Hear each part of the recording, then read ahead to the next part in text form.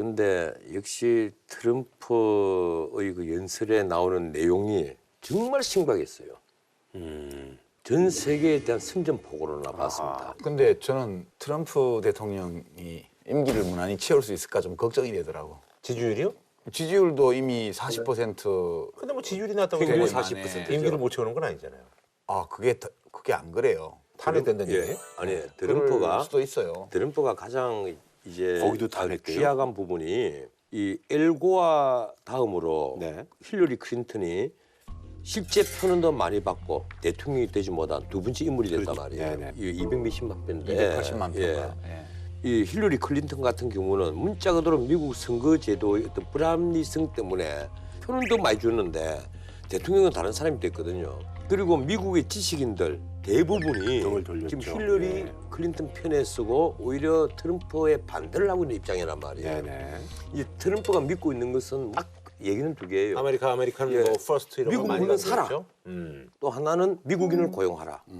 이거 딱 두 개예요. 근데 지금 726억 달러나 투자를 받고 일자리를 만들겠다는 것은 이건 사실 트럼프의 그 압력이 통한다는 거예요.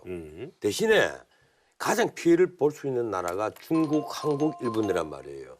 우선은 중국과 이제 보호무역 전쟁을 벌일 네. 참인데 지금 중국은 오히려 화해의 손길을 계속 내밀고 네. 있습니다. 우리도 어느 정도 양보할 테니까 너무 그렇게 세게 나오지 마세요. 미국인들이 봤을 때는 그래도 뭐 잘한 거 아니에요? 예, 그렇죠. 네. 근데 이제 우리 영향을 따지기 전에 미국 자체만을 놓고 보면 보호무역주의를 해서 관세 비관세 장벽을 대폭 강화해서 국내 산업을 보호한다. 네. 이게 첫 번째고 두 번째는 감세예요. 지금 이제 트럼프의 공약을 가만히 들여다보면 법인세하고 소득세 감세를 포함해서 약 4조 5천억 부자 감세를 한다는 거예요.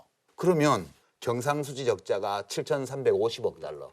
지금 연간 줄어들어서 재정 적자가 약 6천억 달러. 이렇게 돼 있는 조건에서 4조 5천억 달러로 추계되는 감세를 한다. 그러면 재정 적자가 지금 어떻게 되는 거예요, 이게 지금? 예, 그 도란프가 노리는 것은 이 단순한 산수예요. 지금 이 법인세를 올려놓으니까 미국에서 전부 다 자본이 수출되고 있다. 기업들이 이 빠져나가고 자본이 전부 다 있다. 외국으로 다 나가고 있다는 거예요. 이 자본들이 대표적으로 나가는 것이 애플, 애플, 뭐 예. 애플은 아일랜드로, 뭐 어디는 뭐로 다 나가서 본사가 그쪽에 가 있고 세금을 그쪽에 내버리고 그래서 이걸 한 15% 정도로 한다 이러면 미국에 다시 돌아올 수 있는 기업하고 그 세금을 계산을 하니까 더 많다는 얘기군요. 그러니까. 충분히 커버를 하고 남고 미국은 대흑자국으로 바뀔 수 있다. 근데 그게 그 이게 이제 계산법이- 수치상으로 나온 겁니다. 그 계산법이 레이건 시대에 레퍼 커브라고 그래서 세율을 낮춰주면 경기 활성화도 되고 오히려 재정이 건전해질 거다 네. 이렇게 주장을 하고 했는데 실제 현실은 어마어마한 적자를 낸 거거든요. 레이건 시대에. 저는 이번 트럼프의 재정 정책이 그와 비슷한 효과를 낼 가능성이 있다고 봐요. 두 번째는 기업들이 그 공장을 설치하거나 법인을 만들 때 법인세의 세율이라는 것이 기업의 입지 선정에서 가장 중요한 요인이 아니에요. 그거보다는 노동력의 질이라든가 그다음에 여러 부품 인프라라든가 조달이라든가 생산성이죠. 예, 그다음에 현지 시장 진출 가능성이라든가 이런 것들을 보고 해외에 하는 거거든요. 그러면 이 보호무역주의라는 게 사실 어떤 의미가 있냐 하면 미국은 지금까지 2차 대전 끝나고 나서 달러라는 이 세계 화폐를 쥐고 세계에서 계속 달러를 요구를 하니까 찍어가지고 빌려줘야 될 거 아니에요. 아니면 무역 적자로 내보내야 된다. 이걸 가지고 지금 종이에 잉크 묻혀갖고 달러 찍어갖고 내보내고 어마어마하게 품질 좋고 값싼 물건들을 전 세계에서 빨아다가 미국 국민들이 누렸어요. 이걸 가지고 지금 무역 적자를 보면 사는 나라인데 지금 이걸 조이게 되면 그러면 미국 국내 물가가 어떻게 되며 왜냐면 수입 물가가 그게 다 이제 하나의 비싸질 거 아니에요. 맹점이거든요. 그러니까 미국 국민의 복지가 과연 좋아질 거냐.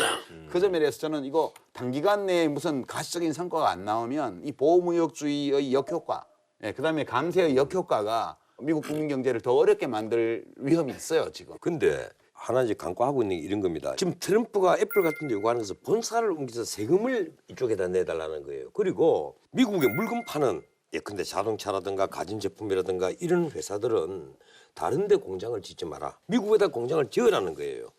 그래서 도요타에게도 경고해서 도요타도 옮기겠습니다. 지금 현대차도 기아차 앞으로 공장을 일로 옮기겠습니다. 최소한 이 생색이라도 내주지 않으면 미국에서 사업을 못할 정도로 트럼프가 압력을 넣겠다는 거예요. 그래서 앞으로 4년 동안 일자리를 2,500만 개나 만들어내겠다는 거예요. 그러니까 이게 어떤 의미냐 하면 미국은 내수 시장이 굉장히 중요해요. 그래서 이 트럼프의 정책이 공장을 미국 내에 만들어가는 게 효과가 있을 것 같지만 최근에 나이키가 미국으로 좀 공장을 다시 옮기는 경향이 있는데요. 이게 얼마나 재밌냐 하면 사람이 없어요, 공장에. 다 로봇이에요. 왜 이렇게 되냐 하면 근데 나이키 공장을 인도네시아, 베트남에 만들지 말고 이제 미국에 만들어라. 안 그러면 미국에 나이키 신발 수출하는 거 막아버리겠다. 이렇게 하면 인건비 때문에 이제 올라가죠. 그러면 이쪽은 인건비가 싼 나라이기 때문에 사람을 많이 쓰는 방식으로 신발을 만들어도 돼요. 근데 미국의 공장을 만들려면 그 사람을 다 로봇팔로 대체하는 거예요. 그래서 큰 공장에 사람이 거의 없어요. 그러니까 장부상으로는 투자가 뭐 어느 회사가 50억 달러, 어느 회사가 100억 달러 이렇게 말을 하지만 거기 고용될 사람이 지극히 적어요. 그래서 단기간 내에 백인 블루칼라들의 일자리가 팍 생기면 그러면 넘어가질 텐데 그게 한 2, 3년 안에 효과가 안 나면 4년 후에 또 선거예요. 네네네. 그게 지금 출범 시점의 지지율이 40%가 채 안 그게 되는 낮죠. 조건에서 행동도 개인적으로 엉망이고 가격하고. 이제 이런 상황에서 경제 부흥 효과도 못 내면 이 트럼프는 누가 봐줄 거냐 근데 사는 트럼프를 왜 거에 그렇게 미워해? 미워하는 게 아니고 저는 지금요, 이거 한번 보세요. 싫어요 이 사람. 지금 트럼프가 생각하는 것은 지금까지 오바마 정부가 엄청난 노력을 해봤던 TPP 그것도 우리는 안 한다. 그래서 지금 일본은 붕 떠버린 거예요. 네. TPP에 더 추가로 들어가느냐 마느냐고 우리는 한때 논란을 벌였는데 일본은 오로지 그것만 믿고 있으면서 거꾸로 큰 소리를 쳤거든요. 한국 안 맞는다. 그 일본에서 나온 얘기예요, 사실은. 근데 그런 일본 입장에서 붕 뜬 거예요. 그리고 한미 FTA도 이제 재협상을 하겠다 하는 얘기입니다. 쉽게 말하면 한미 FTA 때문에 한국에서 일자리는 한 10만 개에서 한 15만 개가 늘어났다고 보고를 받았는데 우리는 그만큼 일자리가 없어졌다는 거예요. 그게 다 이제 미국 일자리가 한국에 왔다는 예. 얘기인데 정말 바보 같은 얘기죠 그거는. 실제 만약에 한미 FTA가 폐지가 된다면 우리 일자리는 향후 4년 동안에 한 12만 개 정도가 줄 것으로 경제연구소에서 이미 자료가 나와 있습니다. 물론 뭐 그렇게 쉽게 폐지를 할 수 있겠어요. 미국에도 의회가 있고 공화당 안에서도 지금 지지를 못 받고 있는 트럼프인데 그 트럼프가 마음대로 할 수는 없어요. 다른 그러니까 거예요. 우리는 지금 상황이 뭐 한국은 시간을 좀 끌면 돼요. 그러니까 한미 FTA도 재협상하자 그러면 안 할 도리는 없어요. 그러나 협상하면서 한 3, 4년 끄는 거야. 그러면 또 정권 바뀌어가지고 또 보호무역주의가 끝날 수도 아니 있어요. 한 줄로 평으로 예 넘어가시죠. 예. 도남부에게도 사자성어를 하나 쓰겠습니다. 네. 과유불급. 예. 탄핵 당하지 않게 조심하세요. 참 적절하지 않습니까? 과유불급. 자, 이번 시간은요, 뉴스의 당사자와 함께 뉴스의 뒷얘기를 한번 얘기해보는 시간인데요. 청문회가 이제 끝났습니다. 많은 또 성과도 있었고, 뭐 얘기들이 좀 있었는데요. 그래서 청문회 스타라고 할 수 있는 두 분을 모셨는데요. 이분이야말로 뭐 예전에는 뭐 삼성 저격수로 이렇게 많이 얘기가 있으시다가, 요즘은 이제 모든 사안에 걸쳐서 아주 뭐 날카로운 질문들을 많이 하시는, 예, 청문회 공식 스나이퍼 우리 4선의 더불어민주당의 박영선 의원님 모셨고요. 그리고 3선의 바른정당의 이혜훈 의원님 모셨습니다. 예, 반갑습니다. 네, 네, 우리 반갑습니다. 이혜훈 반갑습니다. 의원님은 이제 그 말씀을 워낙 빨리 하셔가지고요. 예, 젊은 분들 사이에서는 뭐 청문회 이제 공식 래퍼다. 그래서 해미넴이라고 불린다고. 의료 기록에 대해서 말씀드리기 어려운 걸 여태까지 태반 주사, 마늘 주사, 백옥 주사 줄줄이 읊고 있었어요? 그리고 프로포폴 맞은 적 없다고 의료 기록에 대한 건데도 그렇게 얘기를 하고 계시는 거예요? 말씀이 너무 빠르셔서 제대로 이해하지 못했습니다. 모든 사람 다 알아듣고 있어요. 말씀드리겠습니다. 평균적인 수준에 다 알아듣는 거 못 알아들으시면 평균 미달이신 겁니다. 이름이 멋있어요. 해미넴. 에미넴. 예.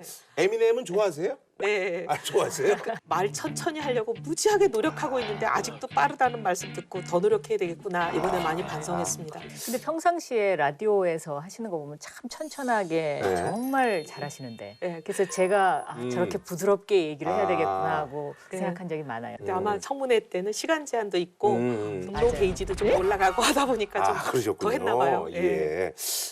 우리 저 박영선 의원님은요, 아주 반가운 사진이 요즘 이렇게 돌아다니고 있는데 예전에 그 MBC 기자로 네네네. 이제 계실 때 네네. 우리 저 손석희 지금 이제 JTBC 사장님하고 이렇게 그때 이제 그 같이 하셨었죠 뉴스를. 네, 같이 한 적도 있고 손석희 앵커 지금 사장님이 예. 사실은 제 1년 후배입니다. 후배세요? 네, 그래서 옛날에는 아. 제가 이제 그 앞에서 무게를 많이 잡았는데 아. 요즘은 많이 높아지셔가지고 그러시구나. 답은 바뀌었네요. 야. 그러면 개인적으로는 좀 이렇게 뭐 연락은 좀 개인적으로는 가까운 편이죠. 그런데 아. 지금은 서로 위치가 그래서요. 원래 언론이 갑이고 정치인이 을이거든요. 그래요. 네. 예. 그거 아세요? 정치인하고 파리하고 공통점. 뭐죠? 신문이 이제 언론을 대변하는 네. 내용이잖아요. 한 방으로 죽일 수 있다. 아, 이런 유머들을 많이 써먹을 때가 있나요? 저희가 언론을 제일 무서워합니다. 아, 근데 저 갑자기 든 생각이 예전에 한성교 의원님도 같은 MBC. 네, 한성교 의원님도 후배죠, 제. 아, 그러시구나. 와, 대모시네요. 아, 네. 근데요, 저는 지금 보고 네. 놀란 게요. 이 손석희 사장님과 우리 박영선 네네네. 의원님, 저는 이거 오늘 찍은 사진인 줄 알았어요. 감사합니다. 네. 아, 지금 아니 이게 어떻게 이렇게 아, 예. 이게 몇 10년 이상 지났을 텐데 어떻게 제가 지금 보기에 똑같아요? 김구라 선생님 위치가 좀 약간 위태위태한 것 같아요. 아니 뭐, 어떻게 또 코멘트를 또 이렇게 생각하셔가지고 아니 그 누리꾼사에서 굉장히 그 재밌는 얘기가 있는 게요. 엄마가 이혜원, 이모가 박영선이면 아주 그냥 애가 죽어날 것 같아 뭐 이런 얘기가. 뭐. 저희 애들이 들으면은 엄청 공감할 것 같아요. 막 공감 100%막 이러면서 난리 날 것 같아요. 아. 우리 애들이 뭐 엄마 때문에 죽겠다 막 이러는데 PC방 같은 데 가 있으면 제가 막 밤에 돌아다니면서 막 잡아오고 이러니까 아 그러세요? 애들을 못 살게 굴죠. 아, 그럼 본인은 어떤 어머니세요? 저는 굉장히 인자한 어머니. 아, 자 일단 그 현안으로 가서요. 아무래도 요즘 가장 큰 화제가 되는 것이 이제 뭐 두 가지인데 이재용 삼성 부회장 이제 그 구속영장 이제 기각이 된 거하고 이제 두 분은 또 구속이 되셨어요. 김기춘 전 비서실장님하고 조윤선 이제 전 문체부 장관인데요. 저는 좀 망감이 교차한다 네네. 그럴까요?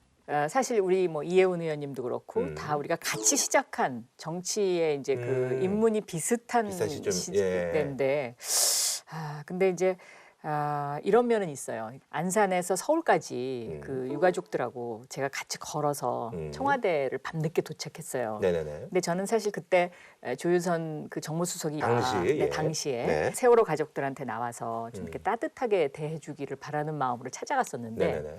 조윤선 그 정무수석 입장에서는 아마 이것을 김기춘 비서실장한테 알리고 김기춘 비서실장한테 뭔가 얘기를 듣고 행동에 옮겨야 된다고 생각을 했던 것 같아요. 아하. 그래서 그냥 김기춘 비서실장님하고 연락이 안 된다. 이 말만 계속 되풀이를 하는 거예요. 그래서 제가 좀 많이 섭섭했거든요, 그때.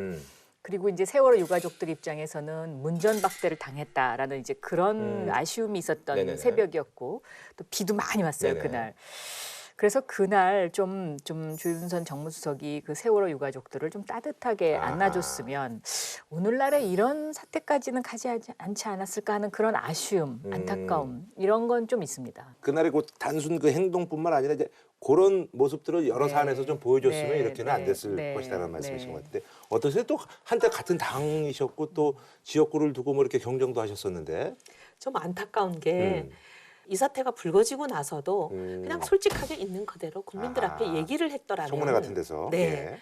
근데 그건 이제 지속적으로 존재 자체도 알지 못했다고 몇 달을 계속했잖아요. 네네네. 근데 나중에 이제 직원들이 너무 속상하니까 나중에 직원들이 제보해오고 또 특검 가서도 진술한 걸 들어보면 국감이 끝나자마자 이러면 안 된다. 이거 다 우리 있다고 인정하고 국민들 앞에 사과하자. 한 명이 간 것도 아니고 5명이 찾아가서 장관한테 건의까지 하고 아. 그리고 와서 이제 모든 걸 다 파기해라. 문건 다 파기하고 컴퓨터 관련한 거 전부 다 파기하고 이런 지시를 다 내린 그런 장관을 직원들이 보고 있으니까 기가 막혀 하는 거예요. 이번에 이제 구속된 것도 그 뭐 증거 인멸 그 우려가 높기 때문에 구속이 된 게 크다고 그런 것 하더라고요. 같아요. 예. 네. 근데 이제 이번에 청문회를 통해서 네네. 이제 제가 하나 느낀 것은 잘못된 길을 갔을 때 그것은 죽어도 안 된다라고 결기 있게 이야기하는 공직자의 모습이 우리 사회에 지금 거의 사라졌구나. 과거에는 그런 분들이 좀 있었던 것 같아요.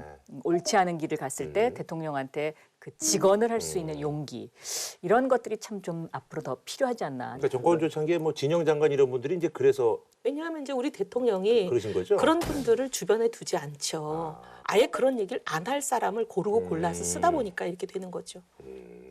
그 청문회 얘기 좀 해야 될 것 같은데요. 예전 청문회 할 때보다는 또 요즘 또 SNS가 정말 비약적으로 발달을 해가지고 그걸 또 실시간으로 이렇게 또 말씀하시는 또 의원분들도 많으셨는데요. 기억에 남는 문자 메시지가 뭐 어떤 게 있을까요? 좀 뭐 의원님은요? 아니 이제 최경희 총장이 네. 계속 자기가 경찰 병력 투입을 요청해놓고 아니라고 자긴 그런 적이 없다고 막 잡아떼는 거예요. 이 대학생도 농성했어요 예. 지난번에. 예. 근데 이제 얘기를 하는데 누가 최경희 총장 이름으로 경찰 병력 투입을 요청했던 공문을 이걸로 보내주셨어요. 근데 이거 이래도 거짓말이냐 하니까 그분은 근데 뭐라 그러시냐면 그 공문에 자기 이름이 있지만 자기는 모른다. 누가 자기 이름을 대신 썼다 이렇게 나오세요. 그 경찰 투입 누가 요청했냐니까는요. 경찰 투입은 그 서대문 경찰서장님께서 판단을 누가 투입을 하셨다고, 요청했냐 제가 묻습니다. 예, 판단을 했다고 했습니다. 자, 공문 보세요. 왜 거짓말을 하세요? 예, 그 부분은 다시 한번 이것 때문에 공문을 정말 부정하고 우리 거짓말을 학생들도 많이 하면 안 상처를 되죠. 받는데 요청한 적 없어요? 예, 그 말씀 조율한 적도 없어요? 좀 설명을 드려도 될까요? 처장 명의로 저녁에 시설물 보호 및 이렇게 하는 걸 원칙으로 이제 제출을 해야 시설물 된다고. 보호에 근거가 없다는 겁니다. 본인은 네. 모르는 사이에 총장 이름으로 공문이 변개돼서 갔다 지금 이런 주장을 하시는 거 아니에요? 아니요, 그 모르는 게 아니고요. 근데 하여튼 정말 잡아떼기 증인은 정말 방법이 없어요. 구속 영장 영장 청구가 됐으니까 네, 예, 네, 두고 네. 봐야죠.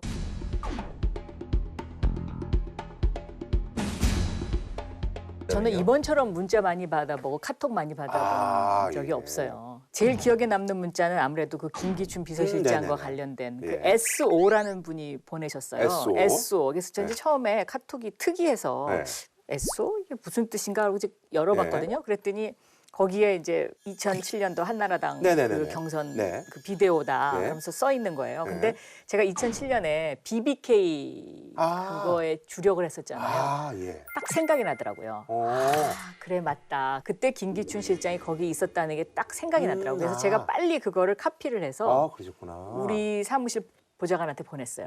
이걸 빨리 이렇게 캡처해서? 캡처해라. 네. 이 당시에 박근혜 후보 바로 앞에 있었던 이분이 바로 김기춘 실장 본인 맞으시죠? 네. 오디오 좀 틀어주세요. 최수실 씨와 관련해서는 재산 취득 경위 및 자금 출처 등을 집중적으로 조사했습니다. 그런데 최순실을 몰랐다? 얘 앞뒤가 안 맞죠? 지금 그렇죠? 죄송합니다. 저도 이제 나이 들어서 이제 와서 나이 들어서 아니, 가만히 나이 핑계 대지 저도 한 마시고요. 말씀 올리겠습니다. 그럼 그 네티즌 분이 도와주셔가지고 이렇게. 그럼요. 근데 이제 저는 처음에 그 SO가 제 눈에는 어떻게 네. 보였냐면 SOS로 보였어요. 그래서 이거 급한 거다. 그러셔서. 정말 그 네티즌의 힘이었죠 그때는. 예. 네. 아니 그 진짜 그 김기춘 전 비서실장 그때 후문에 집에 가서 그 부인분한테 박 의원한테 크게 당했다 이러면서 하소연을 했다는 이 얘기는 들으셨었어요? 제가 보도를 통해서 접했어요. 아. 네. 근데 이제 김기춘 실장이 나왔던 날 옆에 고영태 씨가 앉아 있었잖아요. 예. 근데 이 고영태 씨가 나중에 네. 이제 그 노승일 씨하고 저하고 서류 문제 때문에 한번 만났지 않았습니까? 네. 그때 저한테 뭐라고 하냐면 자기가 옆에서 보니까 네. 김기춘 실장이 맨날 아니라고 그러면서도 이 손을 이 무릎팍 위에다 올려놓고 계속 이렇게 그냥 손을 문지르면서 어쩔 줄을 모르더라는 거예요. 그래서 자기가 옆에서 보고 있으니까 이거는 거짓말을 한다는 게 너무 뻔하다 이런 생각이 들면서 자기가 그 손을 잡아주고 싶었었대요. 그래요? 오히려. 그래요? 네, 왜냐하면 너무 안절부절을 못하니까. 너무 지르니까. 네, 너무 그냥 그래서 혹시 저 바지가 저 빵꾸가 나지 않을까 막 그 얘기를 하더라고요. 그 전에도 뭐 김기춘 그 전 비서실장하고 뭐 이렇게 인연 같은 건 특별히는 없으셨던 거예요? 좀 있긴 있죠. 그러니까는 17대 국회 때 그때 그 김기춘 의원이셨거든요. 네네네. 그래서 그렇죠. 한일의원 연맹을 저하고 같이 해서 일본에 출장도 한번 같이 갔었습니다. 그런데 정말 꼬장꼬장한 느낌 그런 분이었었습니다. 네. 그런데 예. 박근혜 대통령은 그 당시에도 굉장히 깍듯이 모셨습니다. 그러니까 제가 지금도 기억나는 게 박근혜 의원이 이렇게 나타나면 그 나이 드신 그 연세 많으신 분이 뒤에서 의자를 이렇게 빼주시는 그런 모습을 제가 보고 굉장히 깜짝 놀랐었습니다. 네. 근데 이제 김기춘 실장님은 연세도 거의 아버지 뻘로 연세가 많으시잖아요. 네, 그렇죠. 그런데 뭐 심지어 이제 박근혜 그때 당시 의원이죠. 네. 의원이 없는 자리에서 주군이라고 부르시고 주군이라고만 하는 게 아니라 하명이라고 해요. 주군이라고요? 예, 주군. 주군께서 이렇게 하명을 하시면 이제 이렇게 늘 얘기를 하시니 굉장히 놀랐어요. 그래서 나중에 이제 이런저런 이제 주변의 얘기를 들어보니까 문세강 저격 예. 사건 때부터 이제 눈의 관계가 뭐 여러 가지 엉겨 있고 그다음에 뭐 무덤까지 갖고 갈 비밀도 뭐 많이 공유하는 관계고 뭐 이런 여러 가지를 알게 됐죠. 그러시군요. 증인 중에 이제 베스트 증인하고 워스트 증인 우리가 뭐 쉽게 이렇게 많이 얘기하는데 어떤 분들이 있을까요? 예. 저는 노승일 씨가 가장 베스트 증인이지 않았나 싶어요. 어떤 면에서? 굉장히 용기 있잖아요. 그리고 오히려 제가 걱정을 많이 했었어요. 예. 그렇게 막 다 나와서 얘기하면 저 혹시 그 노승일이라는 사람한테 해가 되지 않을까. 네. 그런데 뭐 자기가 잘못한 거 있으면 자기가 오히려 처벌받겠다고 그런 정도의 용기 그리고 이제 더 이상 그 대한민국이 이래서는 안 되지 않느냐 하는 이제 그런 이야기를 하면서 저한테 오히려 더 힘을 노승일 증인 저도 베스트 증인이라고 네네. 보는데 청문회를 뒤흔드는 결정적인 증언들이 다 이분 입을 통해서 나왔었어요. 그리고 또 이제 알려지진 않았지만 이 삼성 관련 수사도 네네. 그 노승일 증인이 가지고 있었던 서류가 아마 많이 도움이 됐을 겁니다. 네. 그러면 이제 뭐 워스트는 좀 많으니까 2명씩만 저희가 네. 너무 많으니까 예. 저는 우병우 증인이 좀 그 월스트 증인이다. 이분이 지금 심리적으로는 가장 좀 불안한 상황이 아닐까 하는 생각이 드는데요. 예. 제가 보기에는 이렇습니다. 우병우 증인은요. 네. 내가 여기까지 행동을 하면 이거는 법적으로 문제가 있다라는 선이 생기면 그 근처까지 갔다가 거기서 대충 이렇게 얼버무리면서 그 일을 다른 사람한테 넘기거나 이랬던 것 아닌가 하는 이제 그런 의심도 좀 가고요. 그다음에 장모와 최순실이 몰랐을 일이 없잖아요. 그런데 어떻게 그렇게 만천하에 다 알려진 사실을 그렇게 나와서 부인하는 모습이 저는 검사 출신 법조인 공직자로서는 할 일은 아니다라고 저는 생각합니다. 더 기가 막힌 증인이 한 사람이 그래요? 더 있어요. 절대로 안 흔들리고 시종일관 아주 차분하게 정말로 몰랐을 거 아닌가 하는 그 오해를 하게 한 증인이 있는데 그 증인이 조윤선 증인이에요. 뭐 1000만 번을 물어도 모른다 이렇게 하면서 굉장히 차분하게 끝까지 진술을 부인하면서 자기는 너무 억울하다 이런 표정으로 읍소를 시종일관 끝까지 했잖아요. 근데 그때 그 국민의당 그 이용주 의원님이 네. 계속 뭐 해가지고 네. 그때 한번 이렇게 근데 그때도 표현을 보면 블랙리스트라고 표현을 하지 않아요. 문화예술인들의 지원을 제한하는 명단. 이러면 뭘 잘 모르는 분들은 이게 블랙리스트라고 생각을 안 하죠. 그게 블랙리스트라는 걸 얼른 알아듣지 못하게 얘기하면서 있었다고 판단이 되어집니다. 판단이 되었습니다. 유체이탈 합법이에요. 근데 저는 이제 또 월스트 증인을 한 사람 얘기하라 그러면 저는 최순실. 저는 그 구치소에서 그 최순실 그 증인이 하는 그 태도를 보고요. 이 사람이 정말 구치소에 수감돼 있는 게 맞나 하는 그런 생각을 했어요. 그러니까 구치소 소장이 절절매요. 그래요? 네. 그리고 그 자기가 딱 필요한 때만 고개를 딱 들고 얘기하고요. 사람이 참 그러기 쉽지 않거든요. 그런 면에서 너무 놀랬고요. 또 하나는 그 특검이 그 구치소에 있는 분들이 서로 말 맞추기를 한다고 그래서 구치소 방을 그 압수수색하는 영장 발부를 했는데 네네네. 최순실, 안종범 이 두 사람 것만 기각을 했거든요. 그것도 참 정말 이상해요. 이게 아직도 네, 뭔가 보이지 않는 손이 있는 거죠. 네. 그분도 그렇게 이제 생각을 그리고 하시네요. 이제 그 구치소 안에서 일어났던 일들 중에요. 정말로 까만색 옷을 입은 덩치가 이만한 곰 같은 사람들이 한때 나타나가지고 저희 국회의원들의 그 행동을 막았었어요. 그분들은 그럼 어디서? 누군가가 보낸 거죠. 그러니까 어디서 갑자기 나타나더라고요. 그때 실시간으로 이 상황을 지켜보고 명령을 내리는 사람이 있는 거죠. 그런 것 같아요. 그래요? 네, 그래서 제가 오죽했으면 그때 페이스북 그 생방송을 하겠다고 그 김성태 위원장 핸드폰을 빌려서 그거를 들으니까 또 이 사람들이 아주 순식간에 없어져 버렸어요. 그래요? 네. 지금 여기 서울 구치소 안에 들어와 있는데요. 무장한 병력까지 배치했다가 지금 제가 이걸 키니까 그 사람들이 지금 까만 옷 입은 사람들이 사라졌는데요. 그럼 그 누군가 짐작이 되는 분이 있어요? 아니 권력이 있는 사람이 아니면 누구겠어요. 그리고 그런 명령을 내릴 수 있는 사람은 지금 현재 법무장관이 공석이잖아요. 네. 그 위에 누가 있겠어요.